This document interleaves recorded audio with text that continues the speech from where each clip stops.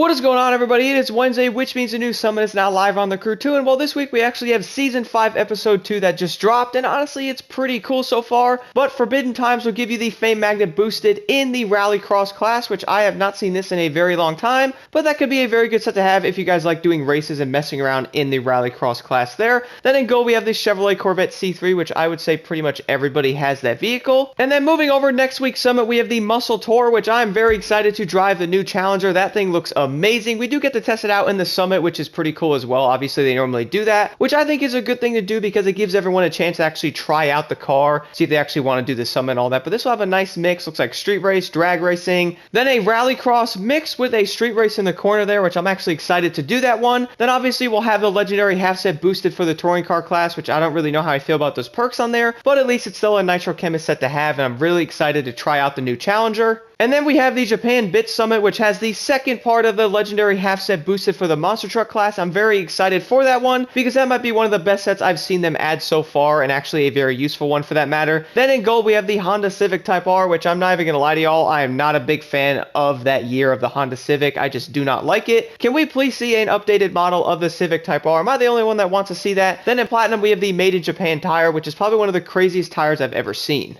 And then the next summit will be the Forever Ferrari, which is the first week of June, giving us the Ferrari F40 LM in gold, which I would say many people already have this car, but if you don't, this is a very fun car to use. And then we'll have the legendary half set boosted in the touring car class, which I'll have to test that set out to see how it actually does. And then finally in platinum, the Red Storm X tire, which will look kind of cool, I guess. Have to test the tires out. Like I said, I really don't use them too often because I do feel like they affect some of the cars in a negative way. So moving over to the Forbidden Times summit here, so starting right off with the Escape. So for this one, I ran the Corvette Stingray drag car. I feel like this will be your best option, mainly because these are insanely fast, and this is the Stormdrain, so you'll have to jump off of the ramp and land on the highway. I know it makes really no sense at all. I actually managed to barely make it. I hit the top of it and landed on the highway. Once you get there, you're pretty much good to go. You also don't have to get 20,000 yards on this. I'd say like 12 probably is enough, maybe 15k even, but 20 might be overdoing it a little bit, and I also screwed up pretty bad, but there's only so many points you can actually get on these escapes. Then the next one's going to be a Speedtrap. This will be on the LA Harbor, which will be on the highway. So for this one, I actually switched to an airplane, flew around to the other side, switched back to my Corvette Stingray, and then came back that direction. I feel like that would be the best way to do it. 365 miles an hour isn't that great, but this is also a very weird location for this. And then moving over to the Slalom, which is actually on the ground instead of the water, which is very nice to see. And I actually used the Ducati Panigale R on this because I really didn't want to use a rally raid vehicle, even though that would do just fine. I want to try something a little different, and well, this being a bike and going in the river is probably not going to actually work